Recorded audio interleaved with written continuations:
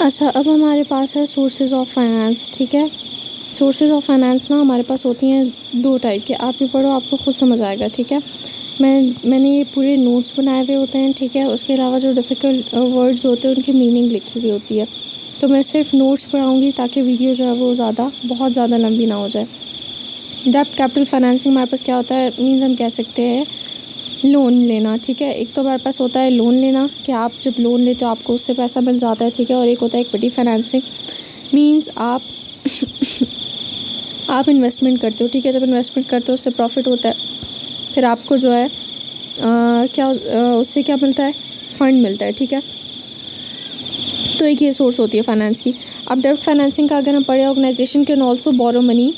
Organisation जो होती हैं वो भी मनी बोरो कर सकती हैं। This can be done privately through bank loans और it can be done publicly through our डेब्ट इशू। ये हम प्राइवेटली बैंक लोन से भी ले सकते हैं और हम पब्लिकली भी ले सकते हैं डेब्ट इशू करके। ठीक है, डेब्ट कैसे इशू होता है, आप इस तरीके से इशू करते हो कि आप नॉर्मल जो पब्लिक होती है आप उससे डेब्ट लेते हो। ठीक है, दीज डेब्ट issues are also known as corporate bonds which allow a wide number of investors to become lenders or creditors for the organization. The drawback of borrowing money is the interest that must be paid to the lender, where a failure to pay interest or repay the principal can result in the default or bankruptcy. But the interest paid on debts is typically tax deductible and cost less than other sources of capital.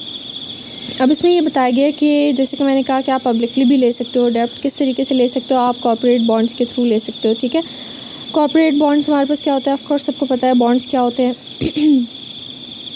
आप जो है bonds उनको issue करते हो, वो लोग उनको पैसों में ख़रीदते हैं, लेकिन आपको उनको जो है इंटरेस्ट देना पड़ता है। ठीक है, यहाँ पे लिखा है कि काफ़ी ज़्यादा वाइड नंबर ऑफ़ इन्वेस्टर्स जो है वो आपके जो ऑर्गेनाइजेशन है उसके लेंडर या फिर हम उसको क्रेडिटर्स भी कह सकते हैं, वो बन जाते हैं। ठीक है, लेकिन इसका एक ड्रॉबैक यानी कि डिसएडवांटेज भी होता है। ठीक है, वो हमारे पास क्या है कि आपने मनी ले ली, ठीक है, लेकिन फिर आपको उसको इंटरेस्ट पे करना है लाजमी। अगर आपने इंटरेस्ट पे नहीं किया तो इस तरीके से आपकी कंपनी जो है वो डिफ़ॉल्ट या बैंक्रप्सी में जा सकती है। ठीक है, लेकिन एक जो एडवांटेज है इंटरेस्ट जो कि डेब्ट के थ्रू हम लेते हैं वो बेसिकली टैक्स डिडक्टेबल होता है। ठीक है, मींस आपने जितना भी इंटरेस्ट पे किया है डेब्ट पे, ठीक है, उस पर आपको कोई टैक्स नहीं लगता, बल्कि उसी इंटरेस्ट में वो टैक्स एक तरह से कंप्लीट हो जाता है। ठीक है,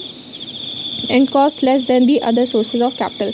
और ये जो है जो बाकी सोर्सेज हैं कैपिटल की उसमें कम इससे ख़र्चा होता है क्योंकि टैक्स डिडक्टेबल होता है। ठीक है, अब हम बात करते हैं इक्विटी कैपिटल और फाइनेंसिंग की, जिसमें है कि selling its ownership in the form of shares to interested investors existing और new known as capital funding. इसमें क्या होता है, जैसे कि एक कंपनी होती है वो अपने शेयर्स इशू करती है। ठीक है, आप इतने में शेयर्स ख़रीद लो, इतने में शेयर्स ख़रीद लो, तो वो इस तरीके से जो इंटरेस्टेड इन्वेस्टर्स होते हैं, चाहे वो उसमें ऑलरेडी इन्वेस्टर्स हैं या फिर वो न्यू इन्वेस्टर्स हैं, आप उनको अपनी ओनरशिप एक तरीके से सेल कर रहे होते हो, अपने शेयर सेल कर रहे होते हो कंपनी के, जिसको हम कह रहे होते हैं इक्विटी फंडिंग। इक्विटी फंडिंग का इन शॉर्ट हम कह सकते हैं कि सेलिंग शेयर्स। ठीक है, आप अपने शेयर सेल कर रहे हो,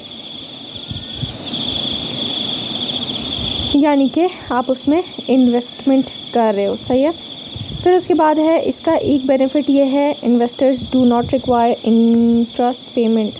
इसका बेनिफिट क्या है, जैसे कि डेब्ट में आपको इंटरेस्ट पे करना पड़ता है, लेकिन इसका इक्विटी फाइनेंस कैपिटल फाइनेंसिंग में आपको इंटरेस्ट पे नहीं करना पड़ता। ठीक है, लेकिन इसका ड्रॉबैक भी है, हर चीज़ का ड्रॉबैक होता है। Further profits are divided among all share holders including new ones. जितना भी प्रॉफिट आपने कमाया है ना वो आप अकेले ख़ुद नहीं रख सकते। डेब्ट में आप वो रख सकते हो, लेकिन आपको उनको इंटरेस्ट पे करना पड़ेगा। वो भी हम कह सकते हैं कि आपने कुछ जो प्रॉफिट कमाया वो इंटरेस्ट उसमें से आप अपना प्रॉफिट ले रहे हो। एग्जैक्ट सेम ही हो गया, लेकिन थोड़ा सा डिफरेंस है कि आपको वो ऑलरेडी आपके शेयर होल्डर्स बन चुके होते हैं। ठीक है, कंपनी का उनमें हिस्सा हो जाता है, तो जो भी प्रॉफिट है वो पूरा का पूरा डिवाइड होता है। ठीक है, चाहे वो ऑलरेडी एग्जिस्टिंग शेयर होल्डर्स है या फिर वो नए शेयर होल्डर्स है। ठीक है, share holders have voting rights on important matters. अब जो शेयर होल्डर्स होते हैं ना उनके पास वोटिंग राइट्स भी होते हैं। ठीक है, तो एक तरीके से हम कह सकते हैं कि जो कंट्रोल होता है वो वीक हो जाता है, ठीक है। यहाँ पे लिखा है companies management control is week और फोर्टिफाइड, या खो जाता है या फिर वीक हो जाता है। Due to increase in share holder, क्योंकि शेयर होल्डर्स बढ़ जाते हैं, फिर आप अकेले नहीं रहते हो, अब ज़रूरी नहीं है कि आपकी कंपनी नहीं है तो आप ही डिसीजन लोगे, बाकी भी लेंगे, ठीक है। Another way of equity financing is through retaining earning in the business by not fully distributing the profits to share holders as dividends.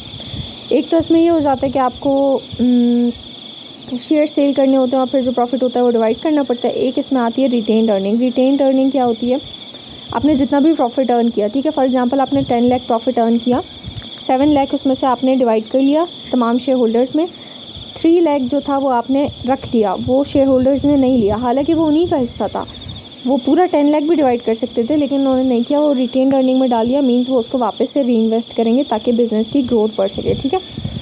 इसको हम कहते हैं रिटेन्ड अर्निंग। अब यहाँ पे लिखा है sources of finance can also be classified based on the time duration और मैच्योरिटी। जो फाइनेंस की सोर्सेज हैं वो हम टाइम ड्यूरेशन या फिर मैच्योरिटी पे भी बेस कर सकते हैं, जिसमें हमारे पास क्या है, एक शॉर्ट टर्म फाइनेंसिंग है, एक लॉन्ग टर्म फाइनेंसिंग है।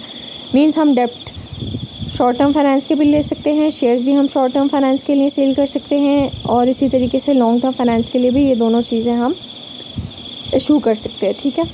So that was all about sources of finance.